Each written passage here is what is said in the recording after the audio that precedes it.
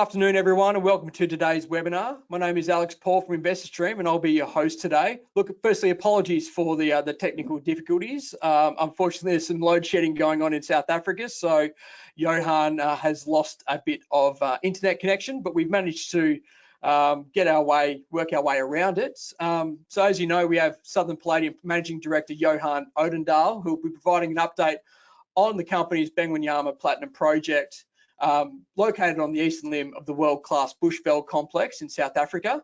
Now, following the presentation, Johan will be available to address any questions you may have. Please feel free to send in your questions via the chat platform, in the question pane, in the GoToWebinar control panel, or simply email them to me at alex@investorstream.com.au.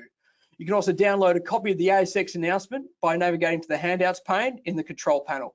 A copy of the webinar will also be available on Southern Palladium's website and social media platforms later today. But for now, I'd like to throw it over to Johan to kick things off for us. Johan, the floor is yours. Thank you, Paul, and thank you all for joining us today to talk about the first UG2 assay results that we published yesterday. Alex, you can move to slide number 3. Thank you. We in our prospectus, we reported inferred resources of 18.8 million ounces.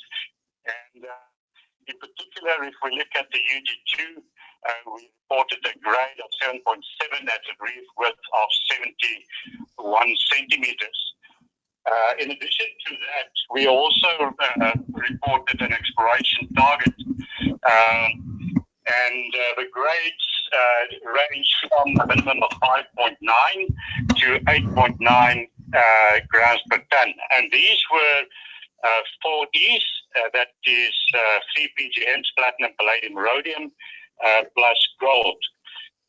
And I've specifically put that up for us to just get in context with what we released yesterday. And we can move to the next slide, which shows our drilling, or our 2 farms and our tenement area, and the areas that we currently drilling. And what we planned with the exploration in phase 1 was particularly to drill out the eastern portion of the farm Eerstepillik. And this phase 1 area, you will see, include some of the inferred area. The inferred area, which is that green boundary, and then further south in that pink area with the yellow dots, that is the exploration area, exploration target that we had in mind that we need to drill out. Now, what is very pleasing with the latest results is that if we look at boron E19, that is in the inferred area, and certainly a very good result in terms of a grade of 8.8 grams per ton over a sample width of 81 centimeters. But I think more pleasing is the fact that if we look at further south, and that was the main reason for us drilling these borers at the southern tip of this ore body, is to try and understand what is going on with the geology there. We know that further south, just outside our lease boundary, it becomes more complex, and there's a big fault running there. So we wanted to get a better understanding what is happening there, and whether there is reef in this area. And yes, both borers number 62 and borer number 58 intersected the UG2 in this exploration target area, and starting to show us that there's further potential of this ore body in this further south of where the inferred resource lies. We're also trying to understand, get a better understanding of the ore body, and what we've seen now, there are 2 dikes running through the lease area. On the eastern side it looks like there's been a downthrow in that area, and that now start to give us or is indicating to us that there is further potential for resource in that area. So we will do some exploratory drilling in that area, and certainly some potential to increase the resource. What we did, the assays that we received was 4E, and that's in direct comparison, of course, then with the results that we published in our prospectus. Currently, we have 5 rigs spread across the area, covering it from the far northwest corner of this phase 1 prospecting area to the bottom southeast, so that we can get a fairly good idea of what is happening. We also, of course, have, apart from the 4 E's, we've got the 6 PGMs on the property, and that includes, apart from platinum, palladium, rhodium, we've also got iridium, ruthenium, and osmium, and we're also testing for that, and also copper, nickel, and chrome, which are important byproducts that contributes to our bottom line. We can move to the next slide then, Alex. And that is the assay results itself for the 3 boreholes, and quite exciting results. I think if we look at the first 2 boreholes, those are the boreholes that we've seen just now in the mapped area on the far south, and in particular, the reef width very close, if we look at the weighted average, very close to what we expected. So the sample width sitting at 77 centimeters, and that comes at a grade of 8.73 grams per ton. You will notice that borehole E58 does have a lower sample width of 45 centimeters. It's not too concerning. I think what is important to notice here is that 45 centimeters comes at a grade of 11 grams per ton, which is spectacular. And when you convert, and that is in particular for the PGM reefs, important to look at centimeter grams per ton. And centimeter grams per ton is basically your sample width multiplied by your 4E grade, and that gives you a centimeter gram per ton. And if we look at what we have here in borehole 62, excellent results of 800 centimeter grams per ton, and the borehole 19 also 715, which is very good grades and very similar to what we've seen in the rest of the bushveld complex. Of course, the other unknown to us, and it was the platinum or 4E pearl split being the ratios of the PGMs in the grade. And what we've determined now is that the pearl splits of platinum, which is in the order weighted average of 44%, palladium 45%, rhodium 9%, and gold 1.5%, what is very similar to what we expected and reported in our prospectus. Of course, those pearl splits were derived from the surrounding areas. We didn't have assays at that point in time, but this just again confirmed the consistency of this bushveld complex, and the grades and the pearl split very much in line with what we expected. These grades, of course, exceed our reported grade for the UG2 in our JORC compliant inferred resource, which was at 7.7 grams per ton. But I think one should be careful at this point in time to assume that it's going to be higher. I think as we go, it will probably sort of be or vary around these kind of grades. But I think really good grades and assays that we received.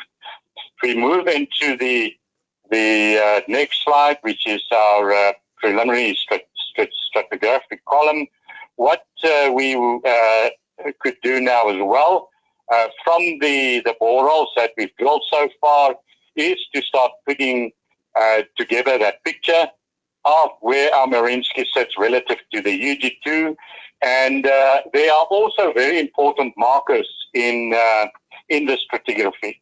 If we look at the UG2, which is of course in the order of we expect between 250 to 280 meters below the Marinsky Reef, and if we drill for UG2, very easy. Once you intersect the UG3, and that's the UG3, the 3A and 3B, you know that the driller should be careful. The UG2 is 10 meters below that marker, and that's important because the UG2 is brittle, and they need to be more cautious in terms of not grinding that reef. So in terms of a UG2, very easy to spot with those three markers. On the Marinsky Reef as well, Marinsky Reef, of course, whereas the UG2 is a chromatite reef, the Marinsky is a sulfide, but again, the Marinsky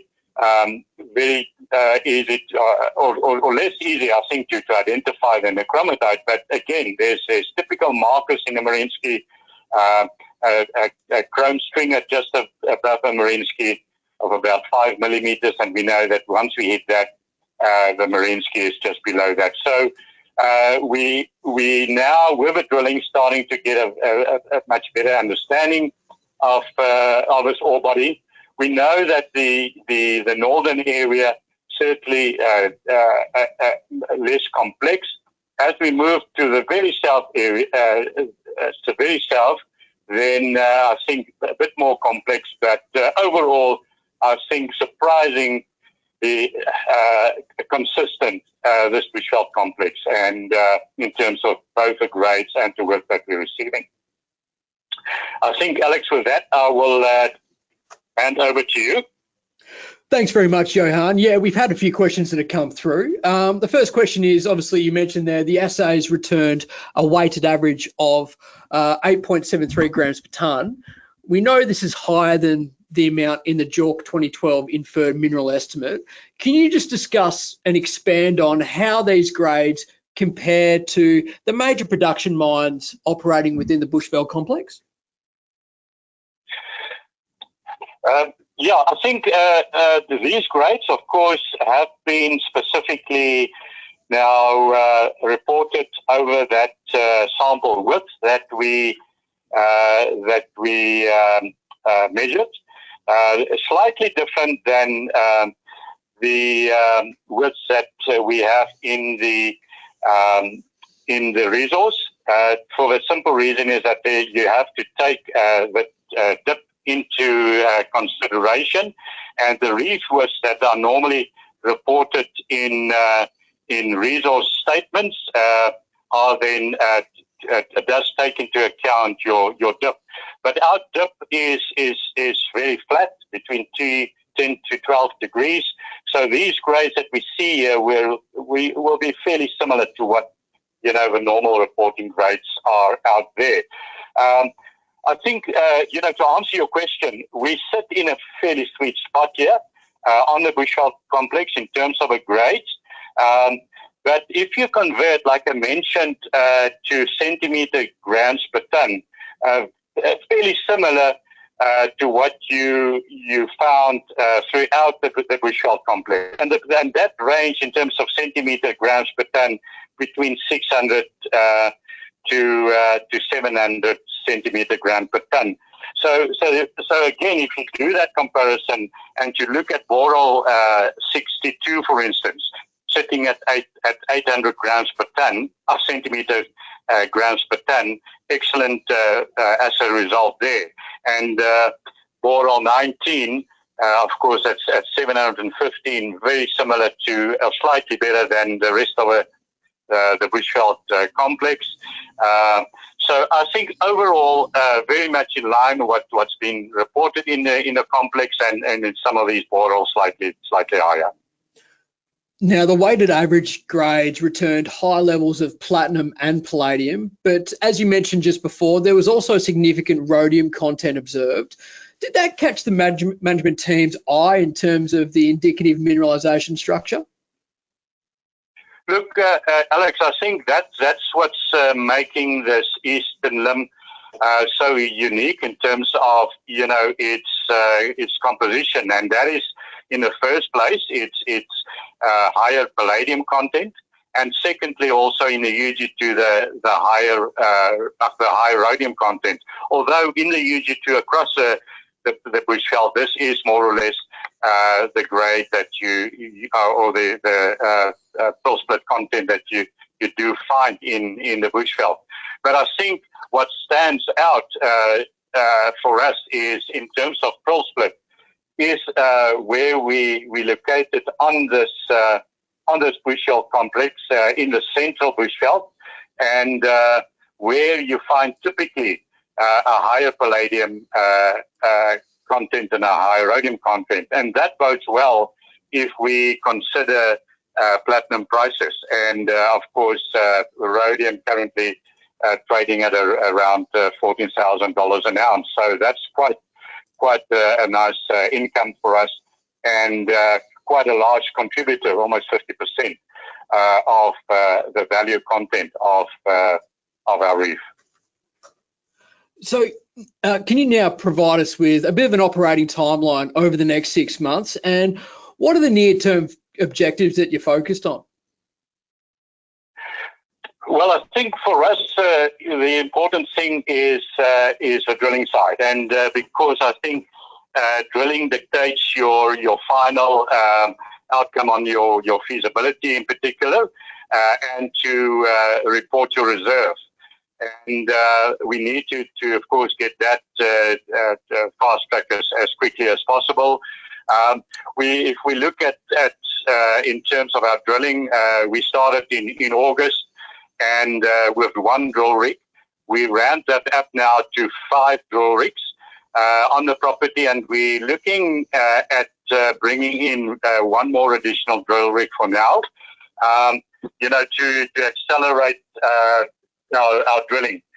If we look at drilling contractor efficiency, again, we are now starting up. Our budget is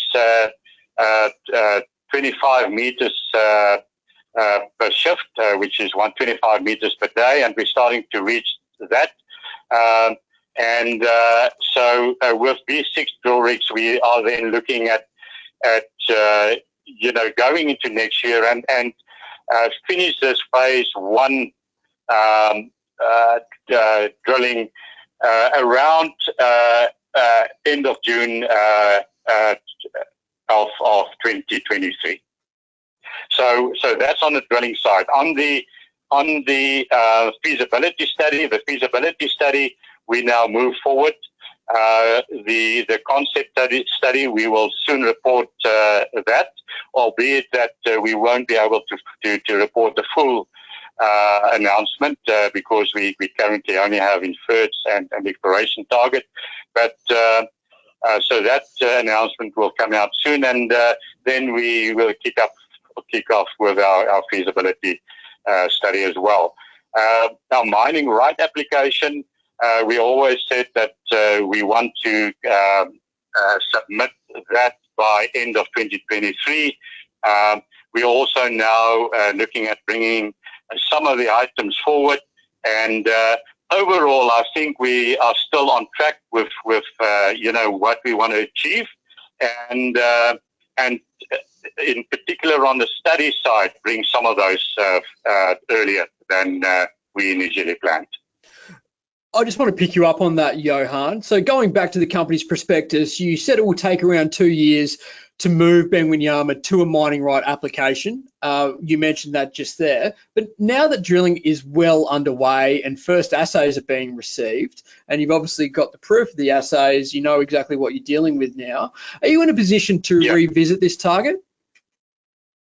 Yeah. Yes. If you look at a target of 2 years, And what I've just mentioned in terms of the mining right studies and that we need to complete, we're looking at submitting that application for the approval, and that's our target that we mentioned. So that will happen now towards the end of 2023, which is end of November, beginning of December. So that reduces that target timeline of 2 years to basically 1.5 years.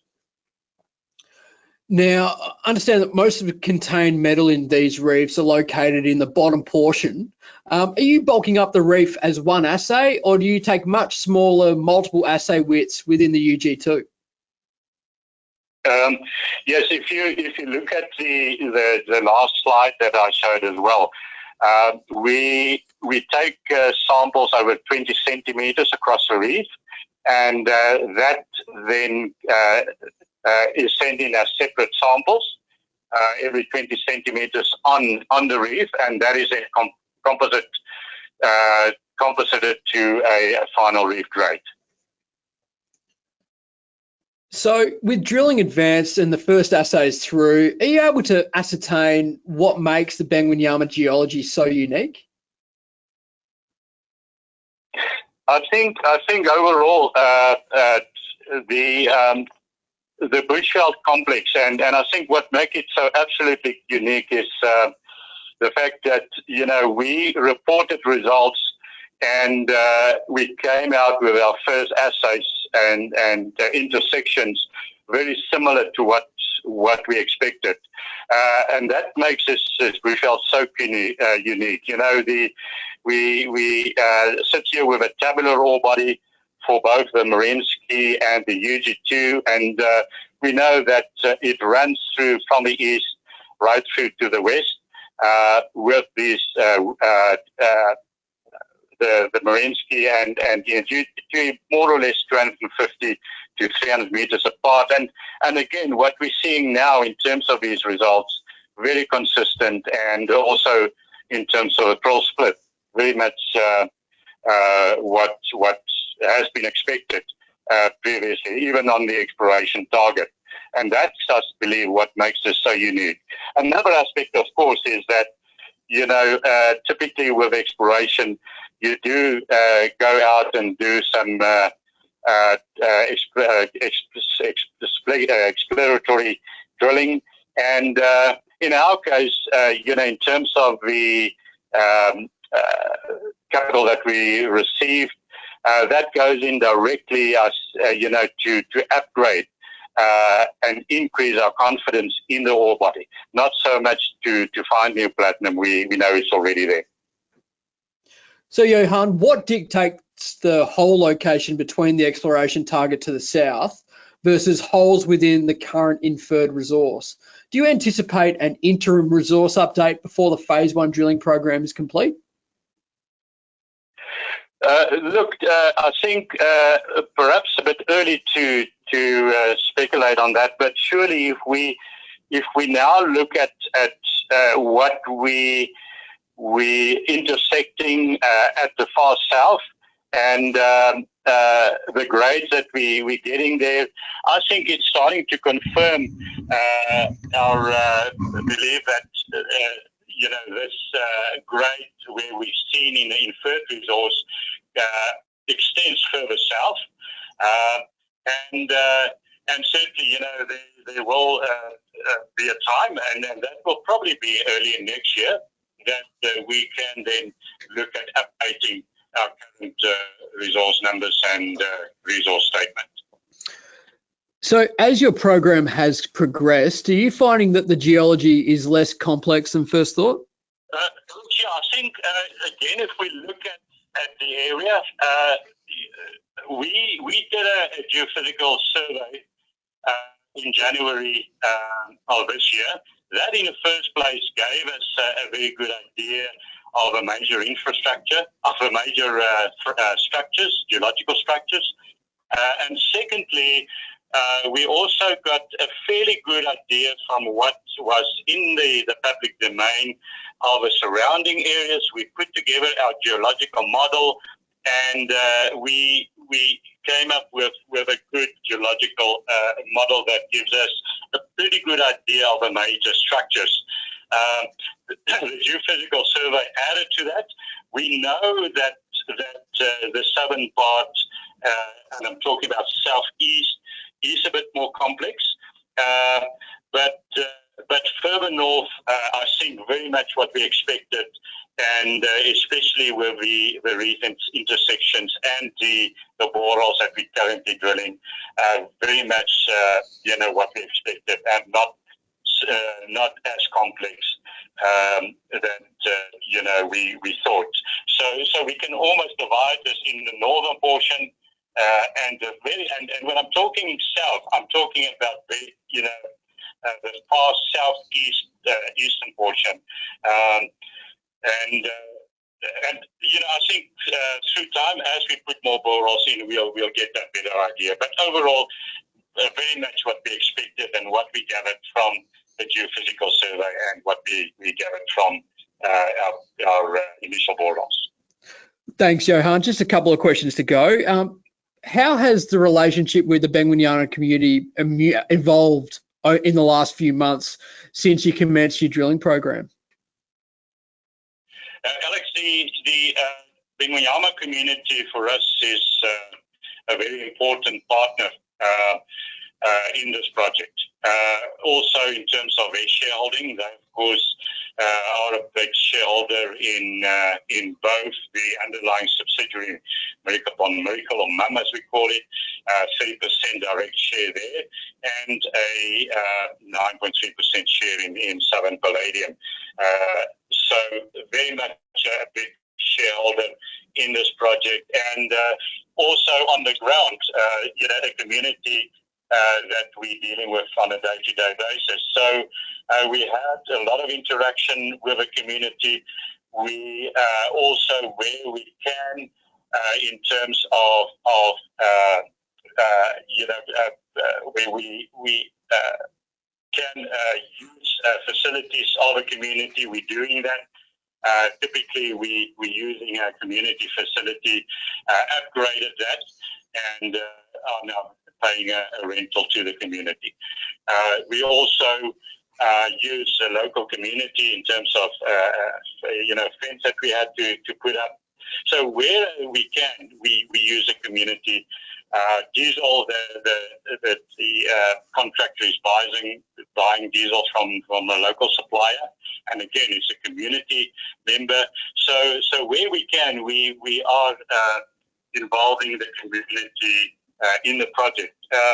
If we look also in terms of employing people, at some stage we had already 55 people who directly benefited in terms of employment by both the contractor, the exploration managers, and SPD in our offices, and also at the drilling sites. So from that side, very much interaction between us and the community. We also have regular meetings with the community, and the traditional council, which is of course the sole authority to deal with the affairs of the community. I mean, we have representation of the traditional council on the MUM board. Of course, the MUM board is 50-50 representation in terms of the community and SPD, and we get very good input from the community on a MUM board, and a very, very important directors for us and board members for us on that board. We also, in terms of one board member, his extension is to manage the site for us as well. So overall, very good, I think, communication with the community. The traditional council is currently doing their rounds in the community and is holding community meetings at the various villages, where we recently had, all the various stakeholders, which includes the traditional council, Neuronox, which is the company which holds the stake of a community, so traditional council Neronox, the royal family, and also the various indunas in the area, and the ward councillors attending that meeting. Overall, very good support that the feedback that we get is very good support from the various stakeholders, and they want to see this project going forward, and want to see that it get to a point where we, of course, develop into a mine.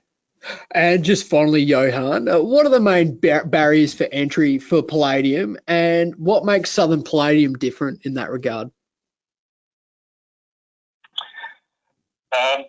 Alex, I think if you look at the platinum industry in general, unlike gold, where it's simply just putting a CIL plant at the operation, there is quite a process downstream from mining, and normally what you do find in platinum is that you establish your concentrator plant on site and produce a concentrate at the mine.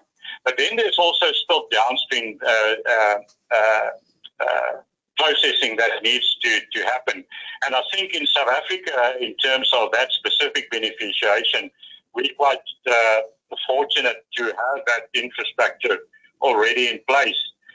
And typically what happens to all these operations is they produce a concentrate, and that concentrate then goes to the various smelters in the Rustenburg area, which is sort of a half a day from the eastern limb, and half a day's road transport. And there it gets smelted, go through the base metal refinery, and finally the precious metals refinery.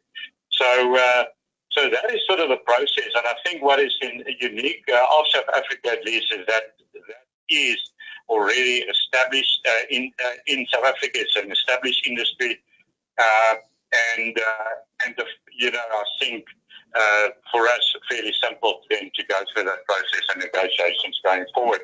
I think also important to note about the Eastern Limb is what we have where we are situated. It's an area where there are currently operating mines. Modikwa is sitting just north of us. So that infrastructure is there to supply services to the mines. We've got also in terms of electricity, that infrastructure there, the water is there. And of course, in terms of skills, in and around the farms is already there. So well-established industry in South Africa. And as Southern Palladium, we can just benefit from that.